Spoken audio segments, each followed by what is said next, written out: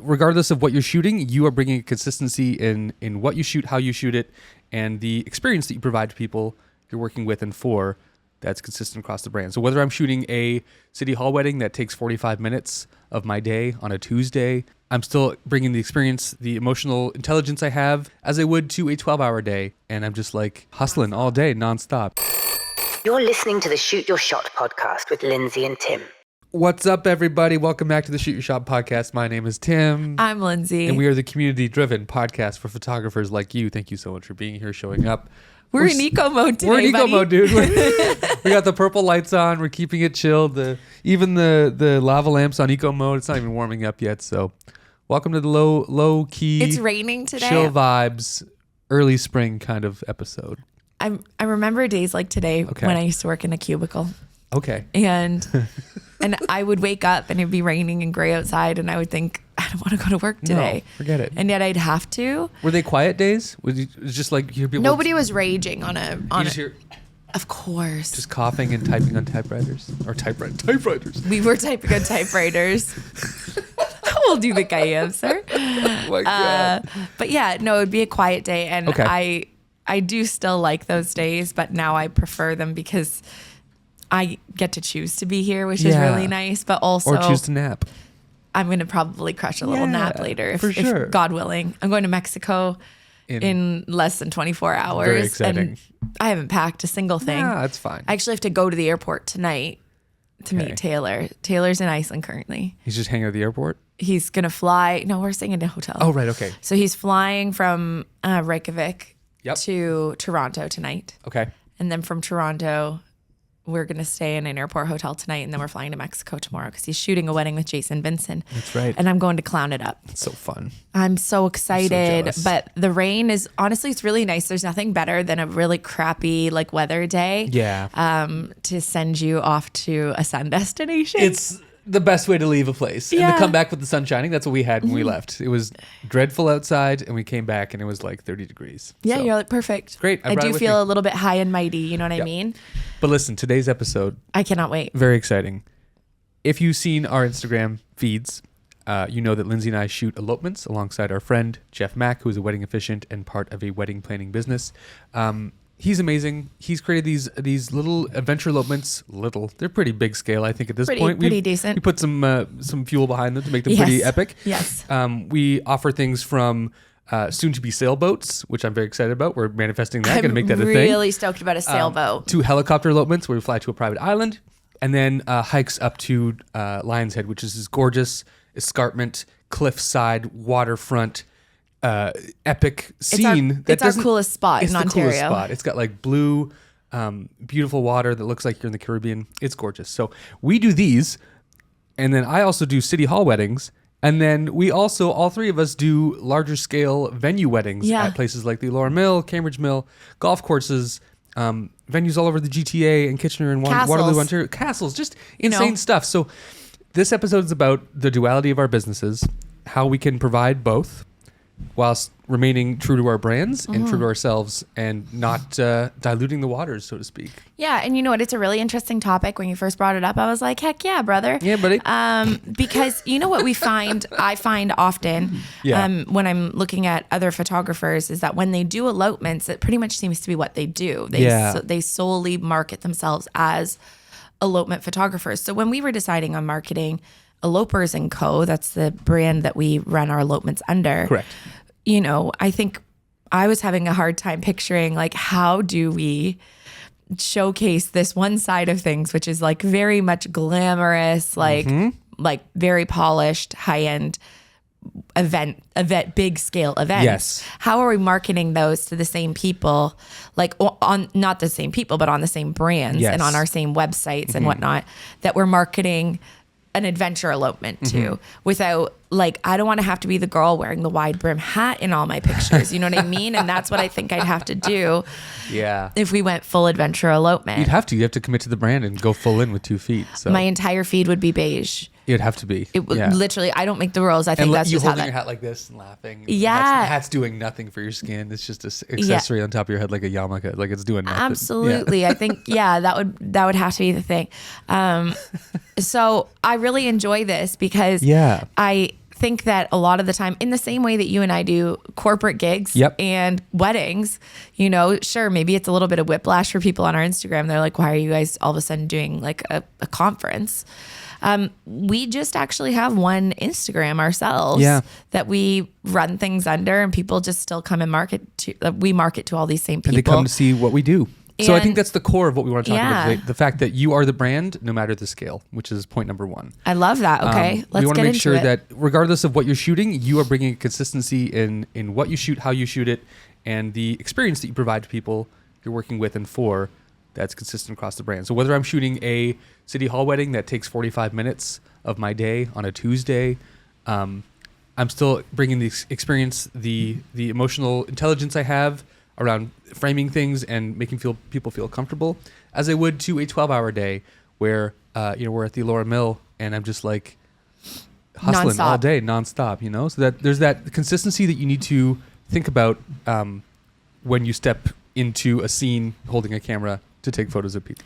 And I think it comes through for me in my like family business and newborns and things like that I do outside of weddings.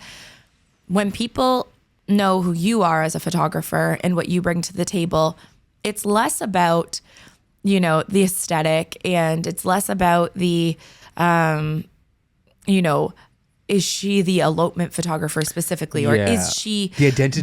The identity. And I know that kind of goes against everything that we know about traditional marketing, but when it's values driven, when people know, oh, Tim is like responsive with his clients. He delivers a really great product regardless of the subject. Of where we are and what we're doing. Regardless of the day, time, whatever. I know that he's going to execute on this really, really well. I know what his deliverables are going to look like. And also the other thing that I think is key here is that our editing style actually is the same across the board. Some photographers do switch up their editing style between sort of the different like windows of their brand, which is interesting. It's interesting. How do you feel about that? I don't know if I agree with that. Well, so I think if you are like a very specific type of editor, when it comes to one of your brands, so say your wedding brand is very light and airy, heavy, and you want your elopements to be a bit crunchier and a bit grittier. I kind of get it for that reason, but your marketing is going to be incredibly hard then. It's going to be, the reason why our marketing is easy is because I use the same Imagine profile on literally everything. So whether, you know, it's actually really interesting. I shot like 3 weddings over 4 days. I did madness. One at Whistle Bear, that was an 8-hour day. One at Cambridge Mill, that was an 8-hour day, but on my own, no second photographer. I had a day off in between, and then I had this elopement. And the photos all are so different because the weddings are different. There's no consistency in them. I would never be able to post these all at the same time. I did post them in the Imagine Facebook group. Just because I was yapping about something on there. But I was like, oh my gosh, people are going to think like, wow, this girl has no consistency, but it's no consistency in the type of wedding. And I'm not going to force my clients to have the same kind of wedding. But that's if you looked at those photos separately, would you be able to recognize that? Oh, that's my photo. Of course, like the style is all the same. I wouldn't market them in the same carousel or anything because one of them was on a golf course on a sunny day. One of them was a gray and overcast and super hello windy day. Just totally different clients. Also, the types of outfits that they were wearing were super, super different. And then we were on a cliffside. So the colors, the tones, all of that, they're just going to be inherently different because of that. But if you're editing and your overall approach to how you shoot things stays consistent, then it is actually kind of okay to make your brand, it's you. And it's how you deliver things and how you go about things. And our brands are just a lot more than editing, although of course that's like the easiest and quickest thing. But what would you say, like for you, if you wanted somebody to know about Tim, like what would you hope people say about you when you're not around? Like somebody's trying to refer you to a friend. What do you think that they say? Well, Sam said it once and I thought it was really interesting. I'm not sure if it's fully reflective of who I am. Sam Heard. He's like, you're very patient. I'm like, am I? I don't know. Maybe I come across as patient, but yeah, you are. I can be patient. Maybe. You can be. I can also be real you have punchy. Duality. There's a duality to all of us. But he thought that was very. You are 95% of the time patient, which is why the 5% is such a whiplash to him. Like, what is going on? I'm like, is this guy fine? He's absolutely not fine. Go postal soon. I call it square peg round hole. Tim, Tim is like he gets very rammy when he wants something to go. He's like, I need this to just go. It's because sometimes I just need to win. Like, I was driving up to the studio today. We have a camera pointed out the window in front of the 4 car spots that are. We'll get there. Oh no! I'm just letting everyone know, the viewer listener. There's a camera we have pointed outside. It's not creepy. It's called street parking. It's street parking. So it's. So it's King Street parking, and we can check on our phone and just see through Google Home app that, like, especially when we're only here for a couple hours. Exactly. You want to be able to drive right up. You don't have to park in a public lot. If it's raining, forget it. It's really raining. I was really hopeful that I would get that spot, and I didn't get that win, so I had to circle back around. And it was just one of those points where I'm just like gripping the wheel. I'm like, it's okay, that's fine. You didn't get this win, you'll get another win. But those small wins, sometimes I need them, you know? I had Absolutely. But I will say, on a wedding day, I've never seen you let a client know when you're feeling rammy. Yes. Yes. Like, I've seen you feel rammy before, for sure, but I've never let you see a client. Like, I've never had a client see you do that, you know, and for any of us, like we've all seen each other at our worst because we are literally exhausted in the middle of a wedding season, whatever. You're not having wins happening. Yeah. We're going to let each other know when we're not having a good day, but our clients generally won't. So I think that's a really good point, that patience is your brand. Patience is a good brand. I think it's a good trait to have. And I think it's also something that helps me photograph better because you could just go all day firing nonstop with your finger on the shutter button and just capture everything. But what a nightmare to edit. So I really like with choosing video. Holy cow! Well, video is a bit different. I feel like the easier, which is weird. Oh, interesting. Okay, yeah, fair. It's a very different thing. Yeah, that's another duality episode we could talk about, having your brain split between two mediums. But I digress. Choosing your moments really well for photos. And just like being aware of how people react to each other when they're in conversation, understanding the flow of most conversations where it's like, oh, pensive thought, and then anecdote, and then laugh, click. You can always anticipate a good candid. Yes. You can always, and if you jump in at the wrong time in a conversation, it's over. You'll never get the ha. And if you're pointing your camera and they see you pointing the camera, they'll distract it. They're no longer going to do the ha. They won't have a moment that's authentic to themselves. So it's a real balancing game, but it's fun. It's a fun game to do. It is. You know, it's really being patient is so incredibly valuable on a wedding day for the reason that I think for a number of reasons, it's like just a kind thing to do, to be patient with people that this is their first time doing this probably. For sure. But when you are able to remove yourself from the chaos of a day, and this is a thing when we're talking to photographers that hate their jobs, they're like, it's such a chaotic day. I hate doing weddings. It's so stressful. And I was like, well, it sounds like you bring the stress because that's brutal. We bring the anti-stress. We bring the like vibes to an elopement, to a city hall, to a big ass wedding. It's one day. We try to bring the vibes and we try to bring the chill. But the great part about that is it allows you to observe and it allows you to anticipate. So I am never chasing moments. Hardly ever anymore, because I can practically write the script of someone's day. Unless you see them about to happen. And it's like, okay, get there now. Sure. But if it's something already happening and in progress, like I can anticipate where I need to be and when I need to be there, because I've spent so much time just sitting back and watching and cruising. Aside from, say, an officiant going rogue and being like, we're going to do the first kiss at the very beginning of the ceremony or something weird. Like, and even still, I'm probably already standing in place. It's like not a big deal. Yeah. I'm not running around. Nah, dude. I'm not running around. I think that level of chaos, and I have felt that chaotic. It's not like we just get to live, laugh, love every single day of our lives, but that feeling of chaos, that is people's brands. Actually, I know a lot of photographers that chaos is the brand. They thrive on it. They co-opt it as their personality. Hell yeah! I don't like understand actually, okay. There is one person that does it well. Chris Denner. Chaos is Chris's brand for sure. But I think he leans into it in a way that and also people his expect clients it. like that. And that's their thing. They're right? chaotic people, and that's wonderful for them. But I think he's chill when needs to be chill. Oh yeah, you know, for sure. I've had many conversations with that boy, and it's just very calm, relaxed. I think he thrives on chaos, and I think that's a trait of ADHD that we all kind of have. Yeah, we want to have that overstimulation constantly. And I think he wants that. He told me he's like, let me know if I can never come shoot for you in like Canada. I'm like, I would love that, but you're going to be bored to tears, my friend, because this is a very formulaic compared to what you're used to. Vanilla. Yeah. Like the most vanilla. And I freaking love vanilla. Yeah. Vanilla is one of the best flavors in the world. And it is a flavor. It's not an anti-flavor. It's one of the best flavors. So I think what we're getting at is no matter what the scale is of the wedding that you're shooting. You are the brand, and if nothing else, you don't feel you're prepared for this, you are, because you're a wedding photographer and you are prepared for almost every situation when it comes to photography. From detail photos to product photography, that's the connection there. Portraits, finding the good light. Like, you can do this. If you can do wedding photography, you can do any kind of photography. And we've talked about this before. 100%. So, one of the interesting, go ahead. Just stick true to that. That's it. Yeah. One of the interesting things about this that you have put on here, you wrote, don't tone yourself down just because the celebration is small, which Bingo. I totally agree with. When I was sort of first doing my like foray into family photography, Yes. I wasn't charging enough for it. And I wasn't putting enough intentional thought or time into it. Yeah. So I was absolutely toning myself down, and I wasn't providing the Lindsay Coulter photography service that, like, if I had done your wedding and then I came in and did your family photos, you were not getting the same kind of experience, because for me, it was like an add-on. Like, I don't offer this. This isn't a thing I really wanted to do at the time, or I didn't know that I was good at, or I didn't know that there was a way to bring exceptional service to every type of photography, not just the really expensive ones. Right. So for me, that ended up being like, okay, well, then I need to look at what is it that I'm bringing to the table for weddings?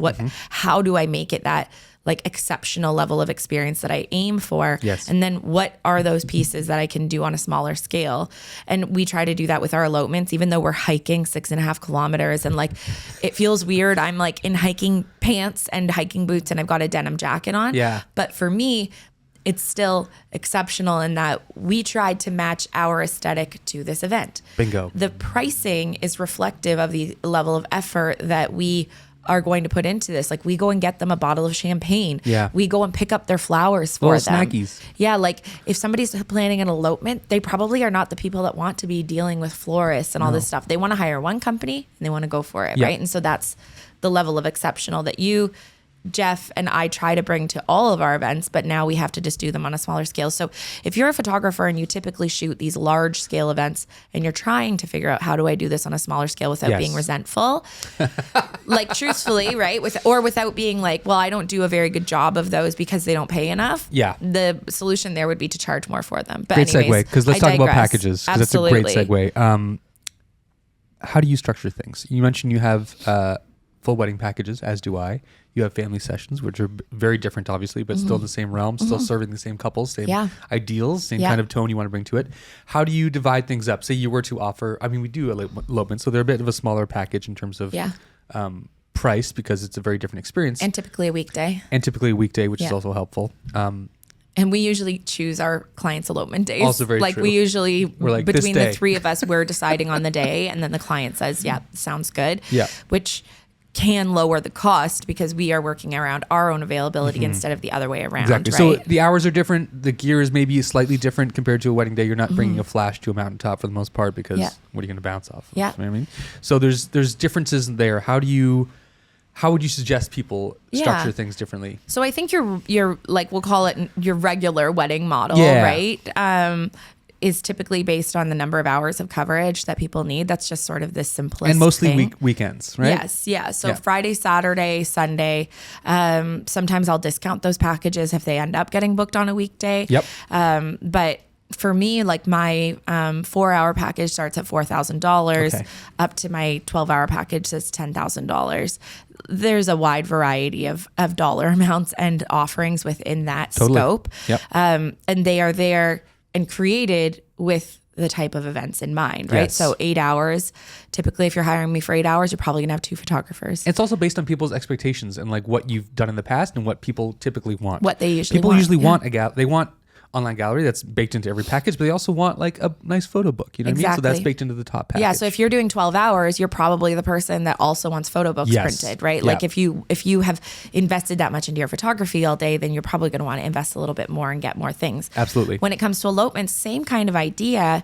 We've structured our packages based on what we think is best for our clients. Yeah. We have like a few hours of coverage, from hiking up the mountain to actually getting up there. Like, I'm like helping the bride get into her dress and stuff. Like, it's a very intimate and very personal thing. Yes. But then the the deliverables are different. We try to get our photos and videos back to these clients like ASAP Rocky, because a lot of the time people don't know that they're engaged or they're married, right? So we are trying to deliver on those much faster. So we actually include previews in those packages that are given to the clients within a few days. And then I personally try to deliver their entire gallery within a couple of weeks, because it's also less images.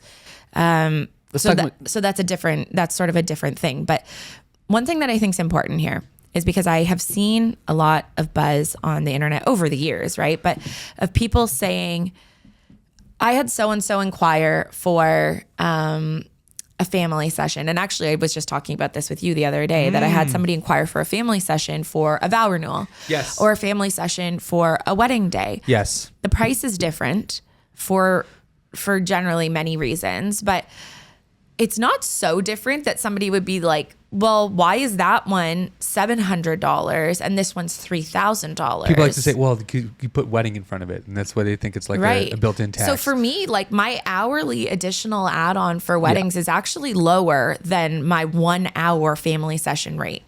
So my 1 hour family session rate is $750 now. It's a standalone package, but that includes start to finish, the planning, the execution, the location, all of that included into that one package. The PDF, the guide, and the communication surrounding it. But I'm not going to charge my clients an hourly rate of $750 if they've booked me for 5 hours already or 6 hours. I'm not going to do another $750 on top of that, because that was covered in their initial $5,000 or whatever, like all of that planning. The additional hours, on-site hour, basically. So the additional hour is maybe $550 or $600 or something like that, kind of depending on where we are. Whatever you are doing, the numbers should scale so that no one's ever confused and shocked. And this was actually a great reminder that a local photographer said to me. She said, how are you charging $4,000 for weddings and $250 for family photos? That was illogical. That was insane. And thank God someone shook me up a little bit. This was years ago now. This was many, many years ago. But it is important. Did you just draw on your face with No, I'm just smelling it. Sharpie? It smells really nice. Oh, I thought you were giving yourself a little mustache. Don't do that. It's not World War II.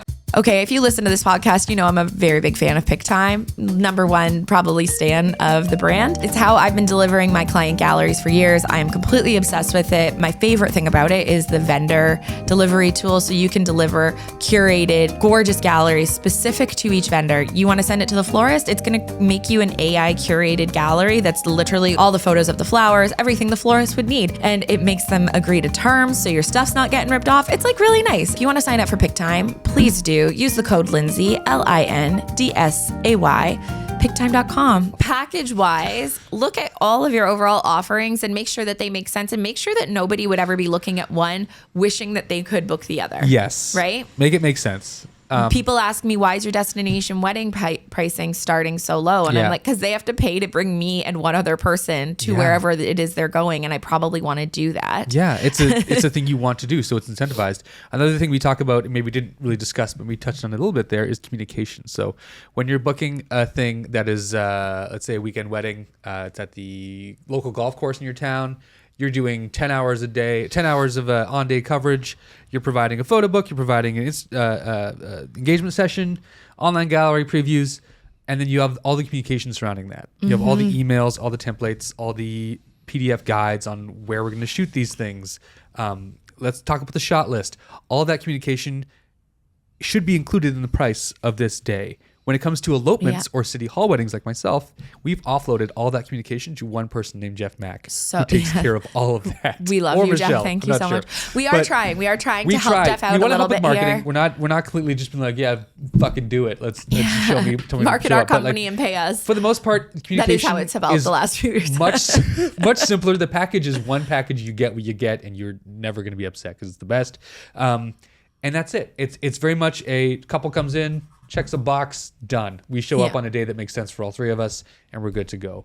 There's no meetings. And your city hall is very similar to that, city right? Yeah. For elopement specifically, it's that. It's one funnel of communications for Jeff. He handles everything, and so we don't have to. We just show up on the day, capture the beauty, edit, deliver, and we're done. And it is a weird way of doing things, but it is what allows us to charge our clients a little bit less for the photo and video services that we offer. Yeah. And also for these types of clients, it's easier for them. They want a one and done kind of package. For sure. Like I picture like the little white chapel type of experience, right? Where you show up in Vegas, you say, I'll have one wedding, please. It comes with Elvis. It comes with a photographer. It probably comes with some mugs. That's my Elvis. Yeah, that was good. I like that. That was good moves. So yeah, City Hall is the same way for me.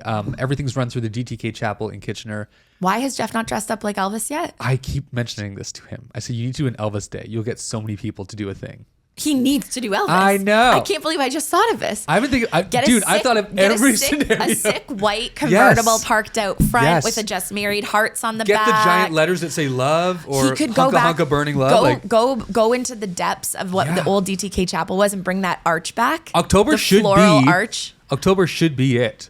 People dress up whenever they want. Jeff's Elvis for a whole fucking month. Oh my gosh. Can I tell you how many people don't give a shit? I'm calling him later. I'm literally calling him immediately after this. We should call him right now. Let's get him online. Jeff, can we please do an Elvis? I'm shooting those weddings. I must. I'm coming in. I'll work under your brand. I have to do it. You'll have to. No, but I just want to be there. I want to see it. We need to do it. It's incredible. This is so freaking cool. Yeah. Anyway, so the experience is like a package. It's a package. It is, but this also is a digression. great. Here's an example. I had a couple reach out to me because my marketing is so good for DTK Chapel.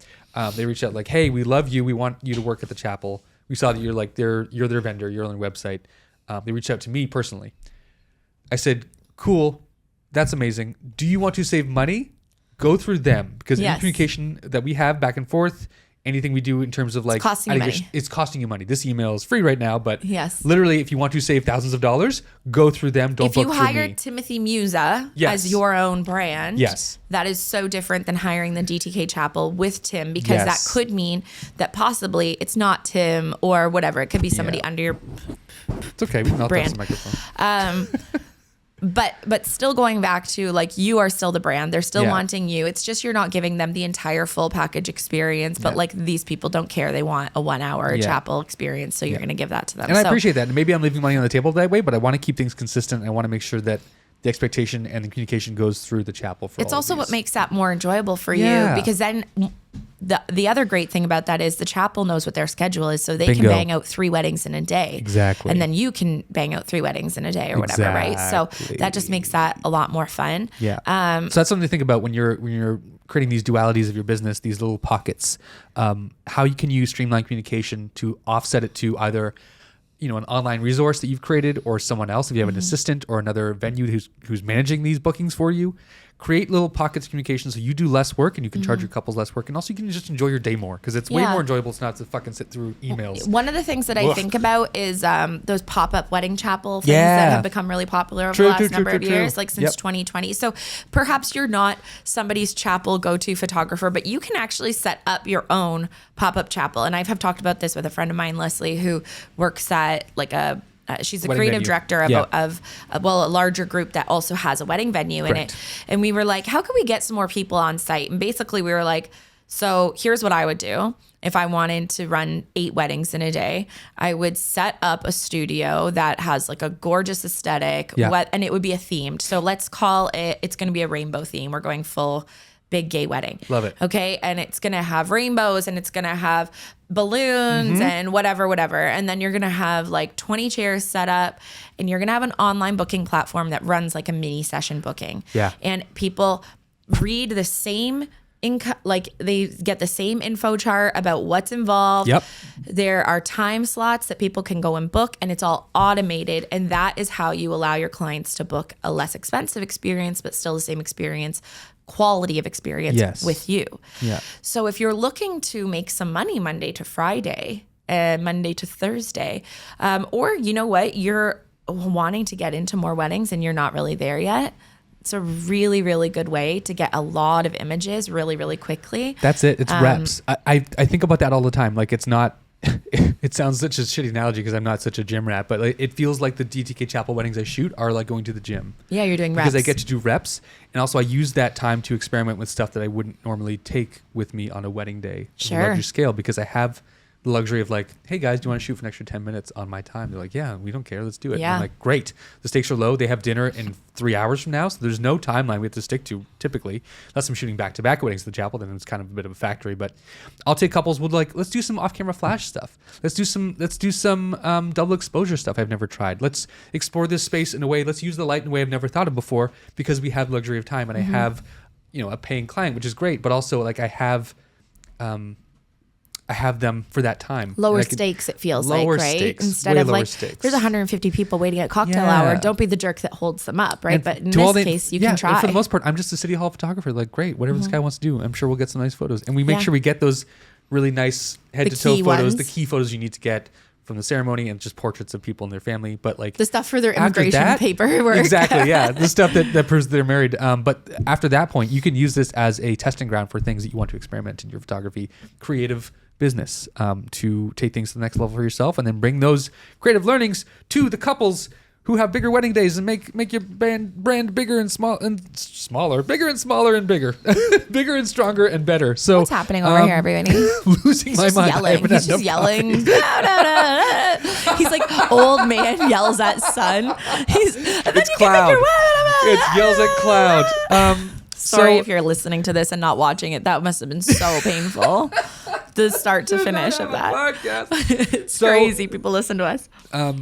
That's that on that. Let's talk about splitting we covered a lot of this stuff here. I'm just wrote down a lot of stuff, but let's talk about splitting your marketing, but keeping your voice consistent, because this is something we've talked about before. I had a client, when I was in WPPI, I shot a DTK Chapel wedding, and then we went to WPPI in Las Vegas, and I got an email from her saying she's not happy with her photos because she doesn't like the way she looks. And that's most You people. were gutted. I was like, man, that sucks.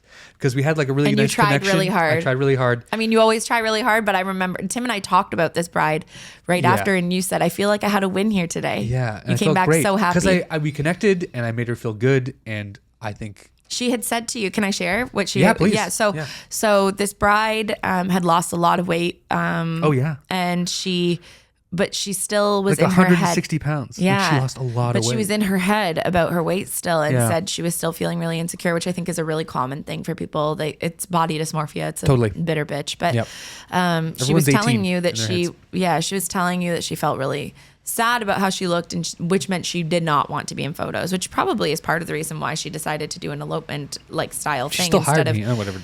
I mean, just not like she didn't do a big wedding because she didn't want that many eyes on her, right? Bingo. She's feeling closed off. So you were truly like the perfect person because you're such a good hype man, and you sat down with her and you actually had like a sit down conversation where you said, I'm going to do everything in my power to make you look bomb. You already look bomb. Yeah. And like, I will pose you in such a way that you're not going to have to feel worried about it. Yeah. And then you did some additional retouching on this, even though that is not a thing that you typically do on DTK Chapel days. Correct. But you really wanted her to look at these photos and be like, I look great. That looks so freaking good. Yeah. And then you did that. And I remember you showed me the photos and I was like, these are gorgeous. She looks so good. But body dysmorphia is rude. And she saw those photos and she was like, not good enough. I do not look good in these.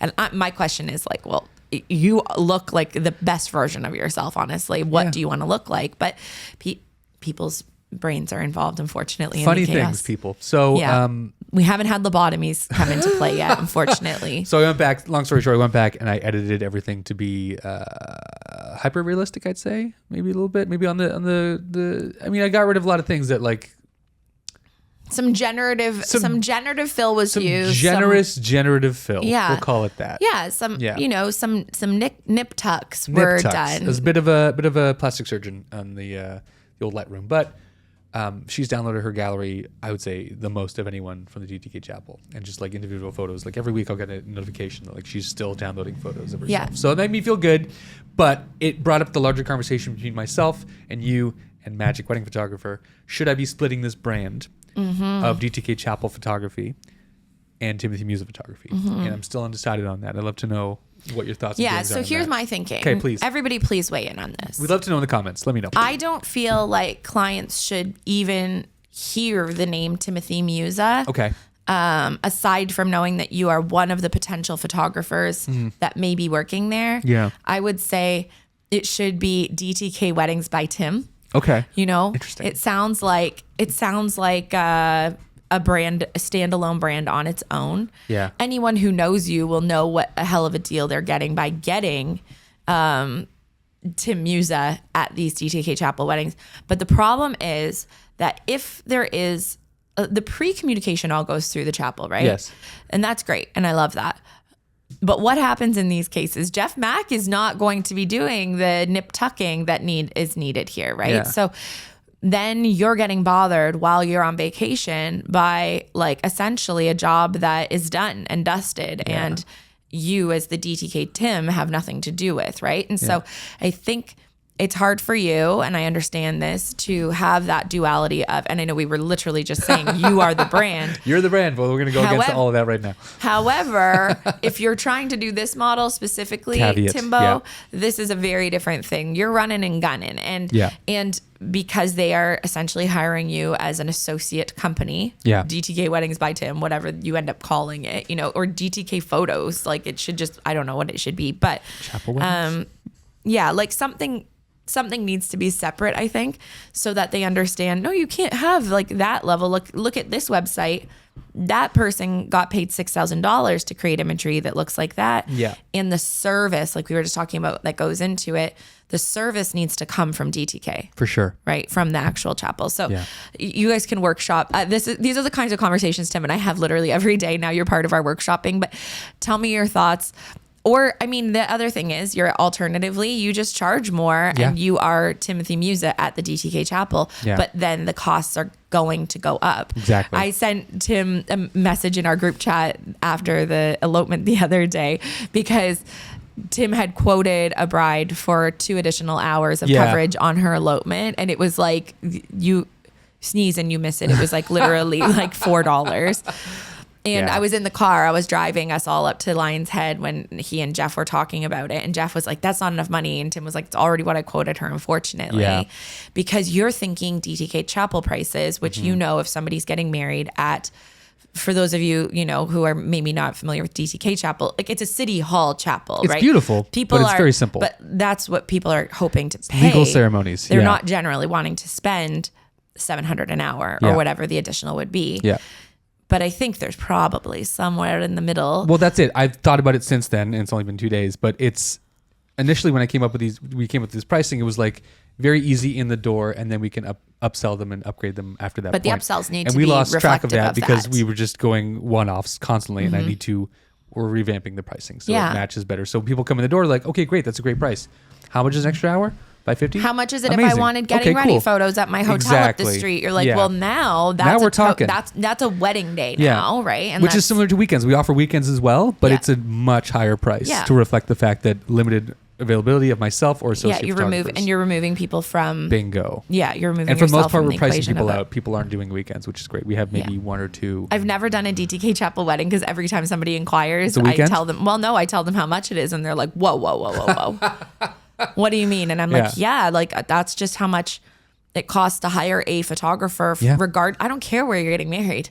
And that's the thing. I think some people charge more for bigger venues or whatever. I'm like, no, my time is my time is my time. And for sure. Honestly, a DTK Chapel is actually harder for me. Yeah. Because it's not like a glamorous venue that just I walk in and I close my eyes and I press the button. Yeah. It is a nice venue. I'm just gorgeous. saying it's in a city hall. Yeah. So yes, that's just like an interesting little aside. At some point, if you are going to split your brand and come up with, and we've talked about this many times, you and me over the years, whether it be, that I don't necessarily want my first and last name associated with my business all the time. I've considered running an associate brand or whatever. And I think it has to be reflective of the fact that it is not you. Yeah. First, last but name. Also, it carries the tone of you. It carries the weight and the experience that you've had for all these years. It's not like you're doing a 180 on your business. Like, hey, I'm a scuzzbag. I throw meat at people, and this is the photography business. Like, that's insane. That's obviously that's a Tim-ism. But like you want to make sure it's consistent. My silence is shock for anybody listening. My silence is shock. I throw meat at people. That's my brand. That's the opposite. That's the only thing I think of. Like, I'm saying you don't want to run in the opposite direction. Tim Musa is you throw meat at people. Can you people? think of anything more opposite? I mean, yeah. What is it? Like, I think, okay. Go. Go off the top of your head. Go quickly. Yeah, exactly. All you think about is throwing meat. So the point is, you want to make sure that you are bringing the experience you've had as a wedding photographer for all these years into whatever associate business or any duality, whether you're splitting it from yourself or making it similar. Bring that consistency that people have known when they associate it with your face. Hell yeah, brother. That's it, bro. We did it. We did it. That's the episode. Tim's like, I'm out of here. I'm going to throw some meat at people. No, that was great. Thank you so much, Tim. God. This was fun. I think, for anybody who is looking at this thinking, how do I separate my business? How do I offer more things? How do I do something totally, I want to try different things. Yeah, you should. We are the anti-nichers, okay? Yes. Somebody's telling you to niche down. We're saying absolutely not. Niche up. Niche upwards. Niche sideways, in fact. But keep your brand and your voice and your imagery consistent across the board. Keep the level of the standard that you provide to your clients the same across the board. Yes. Make it sustainable. Obviously, that's the number one thing in every business is how do you do this in a way that makes you want to do it all and one last thing we didn't really mention is small tweaking. So like we mentioned with DTK Chapel Photography, do I split it off into a business? Do I make a separate brand? How does that work? How does that look like to customers? It's small tweaks over time. You're not going to build this overnight in one day. You need to test things, see if they work. Same thing we've done with elopers, right? Exactly. I mean, heck, one of our locations, the helicopter location, they sold the island that we used to fly to. So where are we going to land? I don't know. Which is, necessity is the mother of invention. We now are okay, it'd be so cool. Let's do. We did try a boat. We did try a boat. We realized that boats are incredibly weather dependent. Helicopters are really weather dependent, but boats are more so. Yeah, and they're also cowboys of the sea. Yeah. These boat captains for the one wedding we did. Thankfully, it was for Kate Mullen, who's a wedding photographer, and so she was flexible. But none of us knew that when we arrived that the boat captain might say, "Yeah, I think we can probably go today." We're in Tobermory. We're literally hours away, and you're saying you think we can go today. So boats add a level of unpredictability to things. But we're constantly learning. We're constantly tweaking the method, and I think it does make our jobs just overall a lot more fun because honestly, we're really good at the normal weddings thing. Yeah, and it's kind of fun to have a new thing to learn, have a new thing to struggle at and to figure out and to reiterate. And I just love reiterating. It's one of my favorite things. And I think couples love that too. Couples who hired you for this standard, Saturday wedding at the golf course, they love knowing that you do elopement weddings as well. Oh, this person is versatile. They've done crazy shit. Oh, they're going to Mexico to cover another photographer's wedding. This is wild. The things that you cover make you more interesting and make you more well-rounded as everything does in life. This is just the life podcast. This is the life podcast. Shoot your shot. Thank you all so much for being here. I'm Lindsay Coulter. This is Timothy Musa, and this has been the Shoot Your Shot podcast. Over and out, my friends. See you next week. Ciao, bubbies.